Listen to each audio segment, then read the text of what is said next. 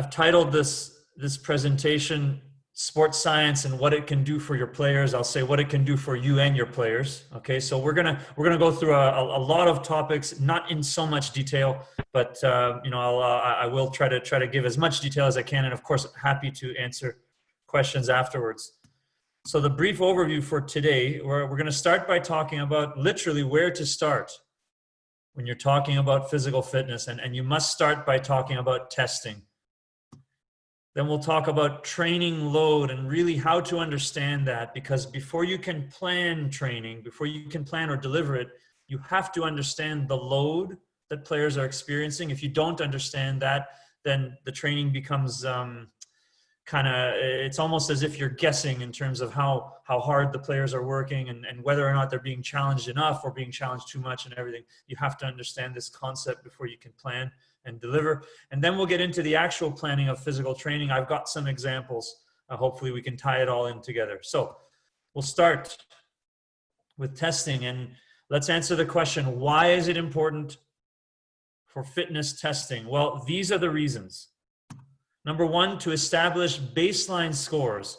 So if we weren't in the middle of a pandemic right now, the baseline score would then be used to prescribe training based on the player's fitness, because you may have some players who are very fit aerobically but weak in speed or strength. You may have other players that are very strong but not so good aerobically, etc. The baseline score is a starting point for them so that you can establish where they're at. Again, because we're in a pandemic, this is going to be, out of everything I'm listing now, this is the most important thing, is to just see where they're at, and then of course you can start to train and look to try to improve on that baseline score. Predicting performance, this means that there are some tests and tests that are valid. Validity is really the key word here. We'll speak about that in a minute in more detail.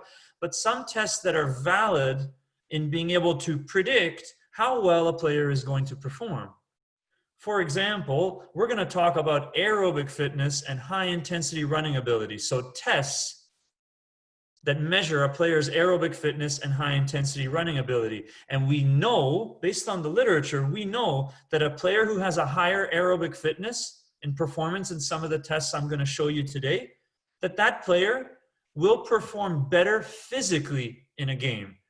And I want to just draw that distinction, that you could have players that perform very well physically but still aren't necessarily good players, or maybe their soccer IQ isn't good, or they've made a lot of bad decisions and technically, tactically, and so on. Physical performance doesn't predict technical and tactical performance, but physical performance on a test does predict physical performance in a game. And there's other tests, again, we're not going to speak about them today, but other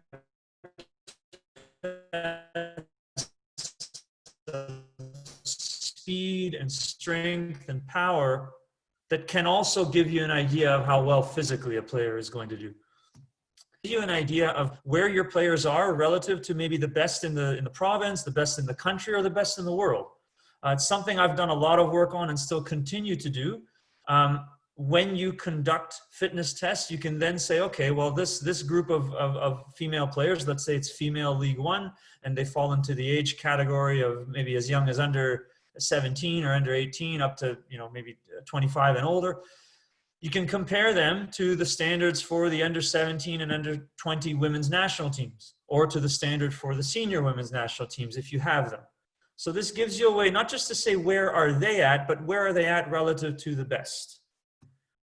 And finally, to monitor the effectiveness of training interventions. So this is where we get back to what we're going to do, or what I'm suggesting anyway, to do during the pandemic, which is you start with a baseline score, and then you test again after a certain period of time that you've been training. And if your players' scores have improved, then that's a sign that your training has been effective. If they haven't improved, something has gone wrong. Typically, I like to explain things. If you can see my hands here. You can imagine that the top hand here, we'll call that overtraining. That's when the training load is too high. Typically leads to players becoming sick or injured. And the bottom hand, or the bottom line, that's undertraining. That's when the training load is too low. It's too easy. And typically, when we talk about physical training, the load that players get is here or here. It's either too high or too low. And I would say, based on my experience in soccer in Ontario and Canada, typically it's too low. Like, we don't have enough players that are in good shape here because they don't train hard enough. So the goal is to get your training load in the middle, high enough that players can improve, but not so high that they get sick or injured. And again, monitoring the effectiveness of your training through testing is a way to do that. So we'll talk about what makes a good test. And again, I'm going to go pretty fast because we want to kind of get past this and tell you what do the players really need to do. But this concept of validity, if a test is valid, that means that it answers the question, does the test measure what it is supposed to measure? So to prioritize during this time of year, during the pandemic, we're sticking with aerobic endurance and high intensity running ability. That's the most important physical ability to test for and train for in soccer. There's lots of other ones, but we're going to focus on that one. So if a test that your players are going to use is valid, that means that it actually does measure aerobic fitness and high intensity running ability. And the tests that I'm going to show you are the best and most valid predictors of aerobic fitness and high intensity running ability. Okay. Reliability, that answers the question, is the data or score generated from the test consistent? That means if you do the test many times, today, tomorrow, or today in the morning and today in the afternoon and so on, if you do it many times, would you get a consistent score? And again, the tests that I'm going to show you have been proven in the literature, proven to be valid and reliable. They are valid predictors of physical ability or aerobic fitness in soccer, and they are reliable, which means that when you do the test multiple times with the same players, you get consistent results.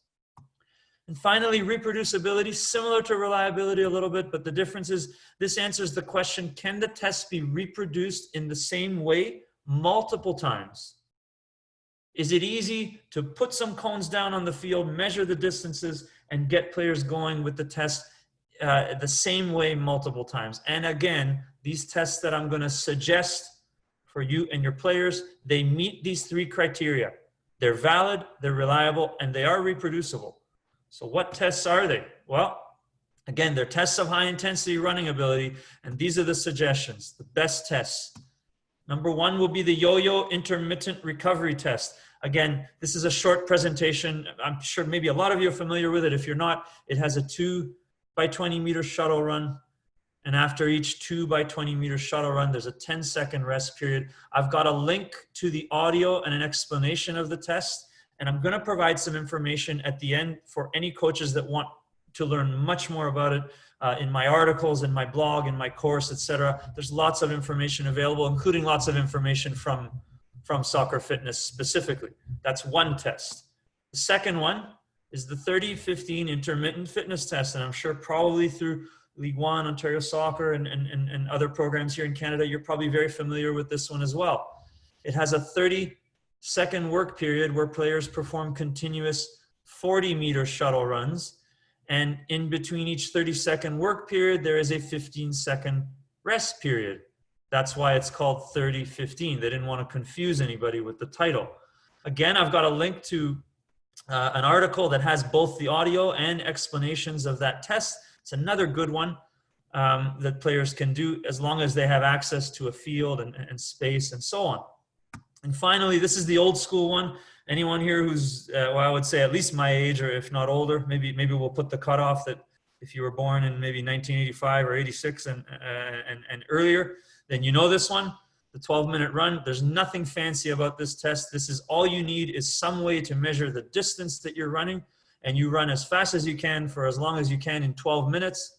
And at the end of that, you calculate the distance. It's very easy to do on a running track where you know the distance of the track, or a running field where you know the distance of the perimeter, and so on.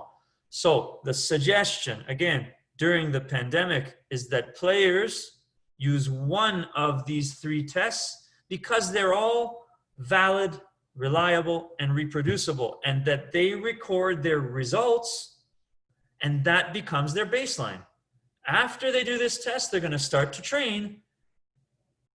And after a certain period of time with training, 6, 8, or 10 weeks, then they can test themselves again. And if the test is higher than it was before, then that's a good sign. That means they've improved. Hope that makes sense to everyone.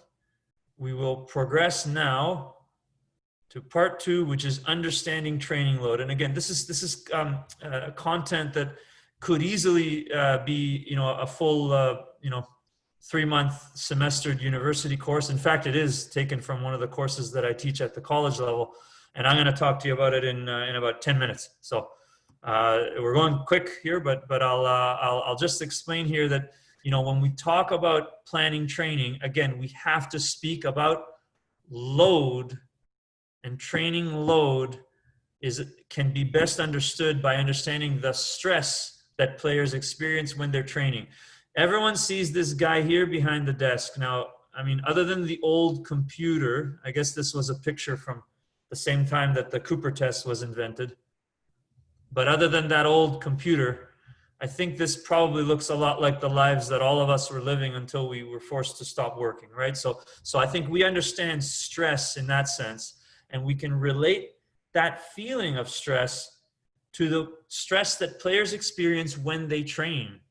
Okay, this guy's heart rate is going pretty fast. He's sweating, okay? Long-term exposure to stress like this without recovery, it's bad for you. That's when you get into the higher line that I talked about before, the overtraining.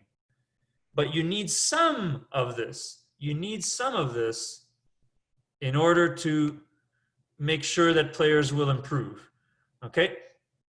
I know I can see Natalie has chimed in with a question. Maybe, what I'll do is I'll give a shot at answering that question right now. Natalie said, is there a target goal for each of the 3 tests that males and females in League One should be aiming for? What I'll do is I'll share the standards and norms for the yo-yo, the 30-15, and the 12-minute run for elite female and male players at the end of the presentation. I'll send that in a separate email to Carmelina, okay? So hopefully that gives you an idea of that. So let's get back to training stress, okay? So a little bit of stress is important because without stressing the player's physical and physiological system, then you will never make improvements. Too much stress is no good, but you need a little bit of stress to get above that under training line. So we can think of training load as the volume of training, and that's the time, or the time, not just the time of the session, like the session was an hour and a half, but the time that players were playing in that session. Maybe that's an hour or 45 minutes, or, okay? Volume is time, and you multiply volume by intensity. And I'm gonna give you a couple of examples of how to calculate intensity, okay? It says here RPE, that stands for rating of perceived exertion. That's the low technology version of calculating intensity. And HR or heart rate or other measures we'll talk about with GPS or accelerometers, those are the technological ways to measure intensity. So you can measure intensity based on RPE, which is the low tech way, or based on heart rate or other internal measurements, and those are the way to use it if you have technology. So let's move on here. When we talk about training load prescribed throughout a week, this can be thought of as a week in training with each day of the week. And my recommendation is that you have no more than 2 or 3 high training load sessions per week. And that's because the body needs time to recover. If you have more than 2 or 3 high training load sessions in a week, then what's going to happen is there will not be enough time to recover. And if there is not enough time to recover, then you're going to get overtraining. And you can think of overtraining as sickness or injury. So we must learn how to understand training load. We must learn how to plan for it. And this is the objective for each week. And I'm going to present a model that has 2 high training load sessions every week, only 2. And that's enough to train and maintain the aerobic fitness and other levels of fitness of players.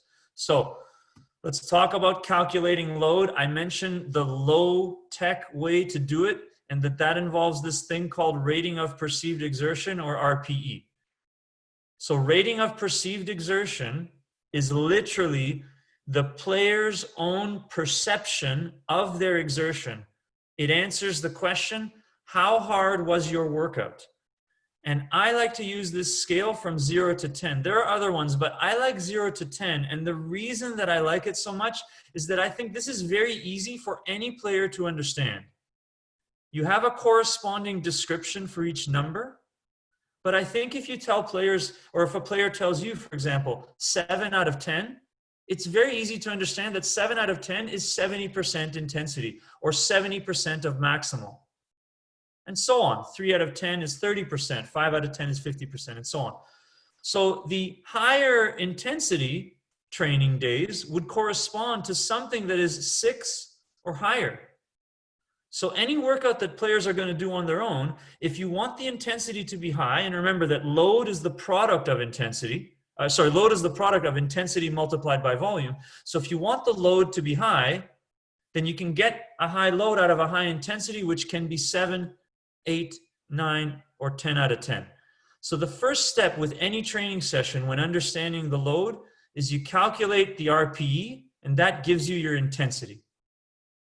From there, you're going to calculate the training time. So this one, it might be a little bit more difficult to think about, but the way to think about this is you don't want to look at how long a player was running for or how long a player was training for, like how long the training session lasted. Because if you do that, you're also going to be taking into account the time that players were standing still or resting. And typically that time doesn't factor in as much to training load. So what I'm going to say with training time, the best way to think of it is that's the time that you were actually training, not resting. So what you get out of this calculation is you get a number in RPE from 0 to 10, and then you get a time in minutes, which is the time that players were actually running for. For example, if you did a workout where players were running in total for 15 minutes, and then you had the RPE for that session at 10, it was maximal, then your total training load would be 10 for RPE multiplied by 15 minutes of running or playing time would be 150 AU or arbitrary units. And that unit is arbitrary because it doesn't really mean anything. It's not like meters or beats per minute or anything like that. But that's a number that corresponds to training load. And if you want to periodize or plan a training program that's going to get results, you need to understand training load, and then you need to prescribe workouts that give you a specific training load and build upon that. And we'll speak about that in the next section. I did see another question that popped up here. I'm going to have a look here. This is from Charles. Why don't we balance the peaks? 3 energy systems, 3 peaks per week of each system. So Charles, good question. The one thing I would say about this question is it's probably going to be better for the short term for everybody to focus on the aerobic system and high intensity running ability for now. Speed and power, the more anaerobic of the energy systems, those physical abilities, they take longer to decline. And so I would not see those energy systems as much of a priority as the aerobic system right now, because players aren't doing anything else on their own. So it's a good question. I understand it. But my suggestion is 2 high intensity aerobic sessions per week. And the rest of the time is going to be focused on technical, tactical, and strength training. That's my answer to that question. Okay. So if we move on, I mentioned the low-tech way. So there are different ways that you can use technology if you have it, okay? And I'm gonna speak just briefly about that. So one example is to use heart rate monitors. And of course, heart rate is typically presented in beats per minute, and it's presented in relation to maximum heart rate. This is just an example of the data that you get from one product. called Beyond Pulse that I've done quite a bit of work with here, and I think maybe some of the people from the clubs have also used it. Okay, so what this is showing for this particular session is that players spent 35 minutes of a session at an intensity that was greater than 80% of their maximum heart rate. So that's the way the information is presented. And if you want to use technology, specifically if you want to use a heart rate monitor, this is a way that you can get some of that information out. Okay. And I guess it's worth mentioning too that heart rate, you not only will you look at the average for the whole session, but you can look at periods of time throughout the session. For example, when there were some spikes in heart rate, when there was speed training or other types of aerobic training, you will get the averages, but you'll also get the peaks and the spikes there. So heart rate is one way to look at intensity with technology, and another way is with time motion analysis. And this is where the technology that's used is either GPS or accelerometers. And typically what they'll measure is total distance covered in meters, how much distance a player covered in a training or running workout or whatever. And then the percentage of the total distance that was done at high intensity. So we can think of that as fast running or sprinting. And as a general rule in soccer, and in any other sport really, the more time or the greater the percentage of time that they're spent running fast, the higher the intensity and the higher the training load. Now, again, if we want to define high intensity a bit more, we can call it fast running or sprinting, and it's based on a percentage of the individual's maximal running speed and certain thresholds. So for example, for male players, a lot of times anything greater than 18 kilometers per hour can be considered high intensity. Okay, but that can also be customized to each individual. So if you have technology that measures heart rate and also that measures, that does time motion analysis, then you can get a little bit more of an objective and definitely more detailed picture of training load. Okay, these are some examples of a training session where the average distance covered, percentage of the total distance covered at high intensity was 10%. If you have access to this technology, you can calculate this data, and most products, including Beyond Pulse, will have an algorithm in them that will take into account heart rate and time motion analysis, and then use that algorithm to calculate training load. So again, intensity is part of training load, but it's only half of the equation. Training load, the equation for training load is intensity multiplied by volume. And so these products that use this technology, they'll measure the intensity based on heart rate and distance covered, and then they will have an algorithm that will calculate training load. So my suggestion, and I'll just go back, just so we're clear on this, I'll go back to the slide. Okay, the low-tech way to do it is rating of perceived exertion multiplied by playing time. And the high-tech way to do it is to use technology if you have access to it. So if players have access to technology, great. Then they can calculate their training load and they can plan training load based on those calculations. If they don't, then you use the low-tech way, which is rating of perceived exertion multiplied by playing time. Now, I see another question has come up. So just going to have a look at that now. Oh, okay. No more questions. That was just a message from Carm. Okay. So let's talk about part 3. Oop, what happened here? The final part to this little talk, which is about planning physical training. Okay. And again, we're moving really fast here because there's a lot to talk about. Hopefully I can simplify this information a little. The goal of training is something called supercompensation, and you can think of supercompensation as adaptation. That's the physical and physiological systems of the players adapting to the training stress that you're providing. And you can have this after a single bout of training, or you can have it with multiple bouts of training. But we're going to look at a single bout of training. And if you can just look at the little graph here on the right, you can think of on the x-axis, this is the physical, let's say, performance level of the player. And on the y-axis, going up and down, you can think of that as a stress level that the player is experiencing. So when you introduce any type of training or any type of stress, immediately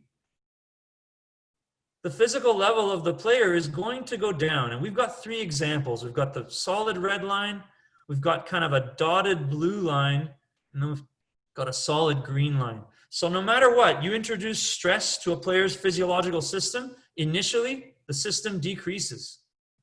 That's why if you were to do a test of jump height, let's say, for a group of players right before a game, and then you tested them again immediately after the game, which is a stressful or some load that they've experienced after the game, they would not be able to jump as high as before because they've experienced some load or stress.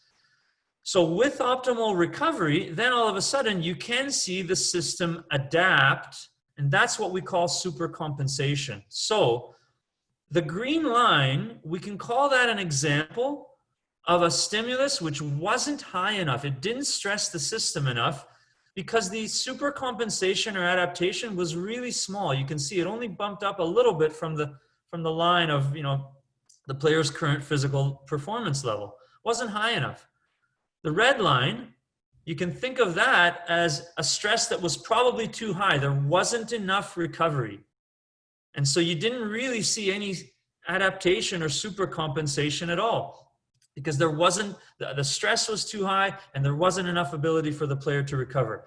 And then in the middle, we've got the dotted blue line. And this one, okay, again, go back to the, you know, the analogy I gave in the beginning, overtraining, undertraining, and the sweet spot in the middle. This blue line had a training stress that was high enough to load the system, but not so high and paired with enough recovery so that supercompensation and adaptation occurred. And if you get your training load right, then you can achieve this even, you know, now during players' time off. So it has to do with getting training load right has to do with this principle of progressive overload. And that means small incremental steps to get players to increase their fitness level, small incremental increases in training load. This is the definition of progressive overload. It says, in order to elicit positive adaptations without the risk of sickness or injury, and that's overtraining, overloads presented to each physiological system must be applied progressively with small incremental increases in volume and or intensity. So you can increase one or the other. And I'm going to give you some examples of how to do that. And you can think of, again, each of these steps in the staircase represent a small increase in training load. Okay? When you have cycles of training, and what I'm going to show here in my example is a cycle of 4 weeks at a time. What you can try to do, again, if you get the training load right, is you're going to have cycle 1, which finishes with some supercompensation or adaptation. Cycle 2, where you start at a higher level, and again, you finish with some supercompensation or adaptation. And then again, cycle 3. If you've done it correctly, you'll notice that at the end of each week, your players can handle a higher training load because they've had that stress, they've had that recovery, and then they've gone back up and improved again. I see a question coming here.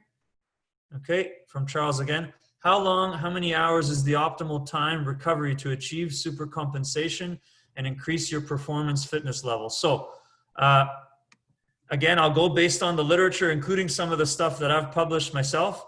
Okay, 6 to 8 weeks of 2 high-intensity training sessions per week is enough to improve the aerobic system. So as long as you're getting 6 to 8 weeks of 2 high-intensity training sessions per week, then you're good. Okay, and again, I'm showing an example of a 4-week block of training. Okay. When we talk about cycling, okay, here's maybe a better picture for you, okay? And this is really what training might look like in a more professional environment, possibly even in the League One environment when you're with your players all the time or you're training almost every day. This is like a League One, university, or professional environment. And you can think of the axes here. This is training load from low, medium, or high. And you can see that in week 1, you've got a couple of 3 medium days and 1 high day, and the rest are low. In week 2, now you've gone to 2 high days and 3 medium days. And then in week 3, you've got 3 high days and 2 medium days. So you can see how from week 1 to week 2 to week 3, each week there are progressive, moderate, but progressive increases in training load. And then in week 4, you have what's called a deloading or a detraining week, where the training load goes way down. And ideally, if you've done things properly, that's where your real supercompensation or adaptation will occur. Okay? So a sample 4-week high-intensity aerobic training program. Okay, these are simple workouts. Again, my suggestion is that these workouts that I'm showing here, they can be combined with strength workouts, which I'm going to show, and they can also be combined with technical and tactical exercises, which I think a lot of players and coaches are already doing. So this is not the only work that players have to do, but this is the priority for physical work.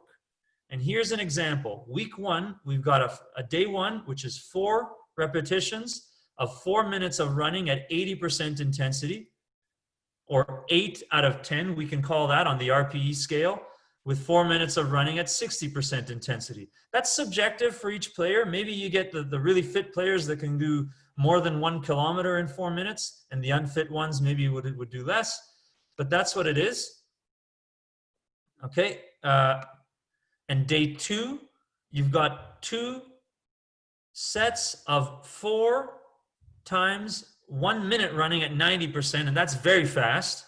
We can call that, you know, it depends on how much distance a player can cover in a minute. It's maybe a few hundred meters or so, maybe 400 meters if they're really fit, maybe a little bit more, and 1 minute of passive recovery where they're catching their breath. So these 2 workouts constitute the aerobic work for week 1. Now look what we've done in week 2. Remember I talked about progressive overload. So for day 1, we've got 4 minutes at 80%, just like before, but now we've taken the rest period down to 3.5 minutes.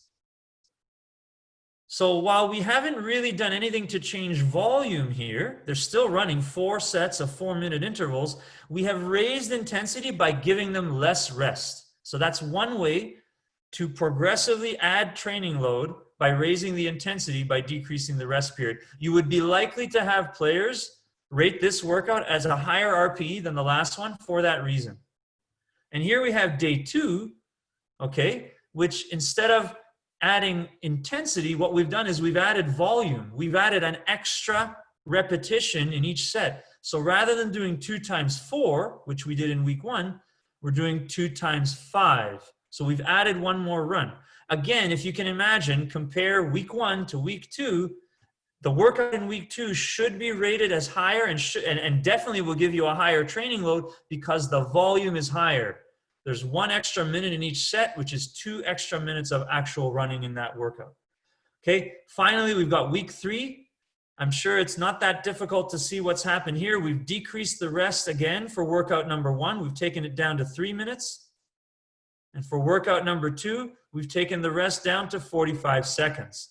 So if you can imagine from week 1 to week 2, and then again from week 2 to week 3, what we've done with these workouts is we've made small progressive increases in training load in order to get the achieved result, which is an adaptation or supercompensation.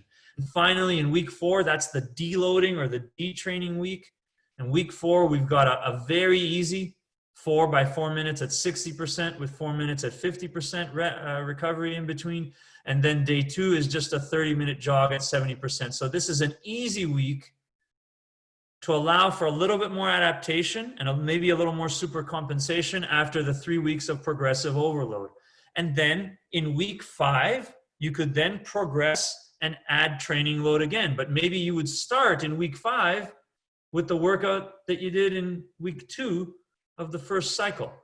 So that's just a simple example for aerobic fitness. And here's another example with strength workouts. And again, there's nothing complicated here. This is something that players can do in self-isolation. They can do it in their bedroom.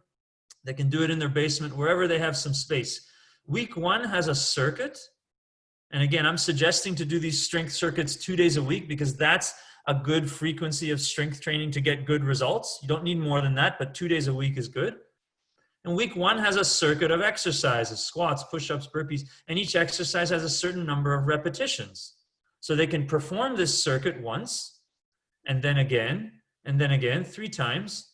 And then they can progress to the second week where the exercises remain the same, but I've highlighted in red that now we've got an overload. So we've got more squats, more push-ups, etc., a little bit more.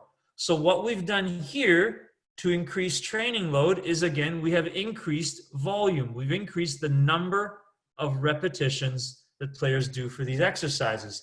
And we've done the same thing again in week 3. We've added repetitions. So by definition, if you started with a certain volume and then you added volume in week 2 and then again in week 3, you have increased training load. But by keeping the exercises the same and other variables the same, then it's very clear where you've added the training load, and it's very clear to kind of monitor and manage the training load.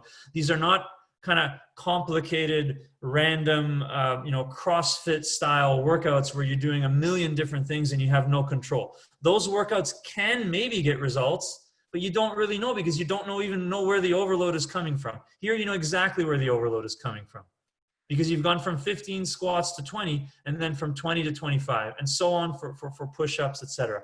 And then again in week 4, we've gone back to the deloading week, which is that the workouts are the same as they were in week 1. Okay, I did see another question here. I'll try to get to that now, which is, will you be sending this training methodology to the coaches? That's from Rick. The answer is yes. The full presentation PowerPoint deck will be sent out.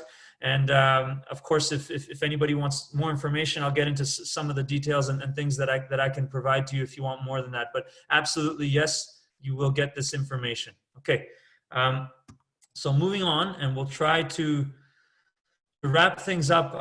I'll mention just a few things that you can do if you're interested in more information than that was provided here in this presentation. Again, I have to say this was really, really condensed. Even in my course that I teach, we have 2 full lessons on periodization. We have a lesson on aerobic training. We have a lesson on anaerobic training, and we have a lesson on strength training. So it's like 5. Oh, and we have another lesson on technology, so 6. So this is 6 lessons that was condensed into 30 minutes. You know, I had to be brief with it. I'll apologize if it sounds a little too brief, but I do offer an online course, which is an online version of the course that I teach, live through Ontario Soccer. It's not accredited by Ontario Soccer, so you wouldn't get credit for your level 1 diploma by taking this course, but this is a course that you can take now, or you can take at some point during the pandemic, which gives you all of this information in much, much more detail. That's a link to register, and we are giving a 50% discount during this time off. So for the month of April and any more time beyond the month of April that we're still locked down in self-isolation, the course is being offered at half price, and I'll provide a promo code for all of the League One coaches. If they want to register for that, that's the URL. I'll mention briefly, I've got my YouTube channel and a written blog. So I do video blogs and I also write articles. The articles are typically about once a month, depending on how many other crazy things that are going on in my life. And the videos, I'm getting them going again with 1 per week, where I'm going to discuss a lot of these topics again in more detail. Okay, and these are the links if you'd like more information. I've probably written a few dozen articles, at least 7 or 8, that discuss specifically about aerobic and anaerobic fitness training for soccer. I've got strength exercises in the video blog. There's all kinds of information available if you want more about that. And finally, it's about 6 years ago now, but we launched in my business an app called Soccer Fitness Goals, which we used as a home and still use as a home training program for all of the athletes that we work with. And I created this app primarily after my experience with the national team and with the TFC Academy, when it became really clear that players needed extra homework, extra fitness homework for them to do on their own over and above what they were getting in training. Because again, that most players were still under training in training. So this app is used as a home program for all the athletes that train with us. And if you want something more, again, more than just what you've got in this presentation or the articles, you know, which are kind of generic and maybe a little bit subjective, the app has over 200 exercises. It has 18 different programs that cover all areas of fitness, including aerobic fitness. And again, that's the priority. And it has all of those areas of fitness with programs that are set into different difficulty levels. And it also has workouts that are customized to each person based on the results of a test that you do in the app. So rather than just doing a test and then starting a kind of a generic program, this app gives you a customized program based on the results of the test. And I've got a link there where you can download that app. It's only $5. It's not expensive. And it is, you know, we've had thousands of players, you know, in my business and my programs that are using it. And it is something, again, that gives you a little bit more detail than before. So there it is, 45 minutes. Presentation is done, and maybe I guess we can go into questions and answers now. Yes. Yeah, that's perfect. Thank you so much, Richard. A wealth of knowledge as expected and as always. And so thank you for that amazing presentation. And I love how you were able to lead people to different options if and when they want to continue the journey with sports science and how they utilize that with their programs and players. So to your point, Richard, we'll take any questions. You guys can actually unmute your microphones at this point and directly ask Richard for anything. I think the chat box no longer has any questions there. So we'll open it up for another minute or so. And I'll start us off while people are generating that. What can we feed back to the community about managing coaches' expectations around fitness right now? You know, the expectation for the player and for the coach is that you said they maintain their aerobic base. And do we want to give any dates? Are they, you know, gearing towards a certain time? We don't have that information. So how do we manage those expectations?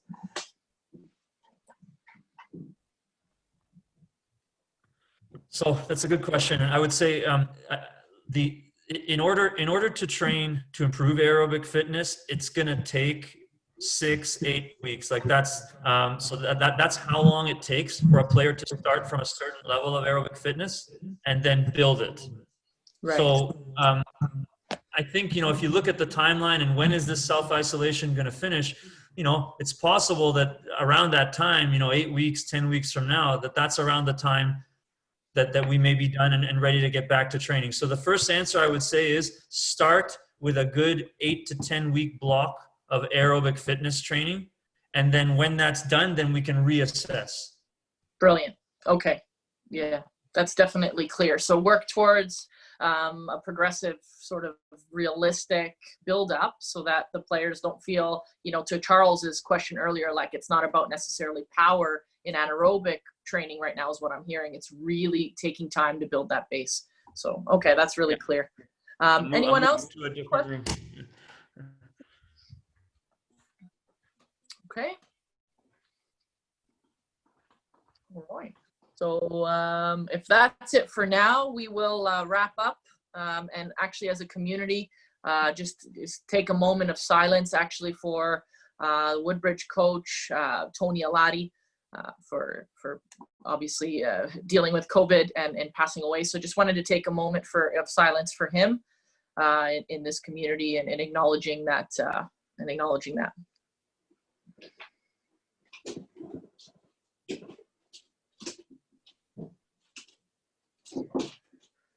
So thank you, everybody. Eva, I'll hand it over to you, and I can leave you with the stay safe. Okay, thanks, Carm.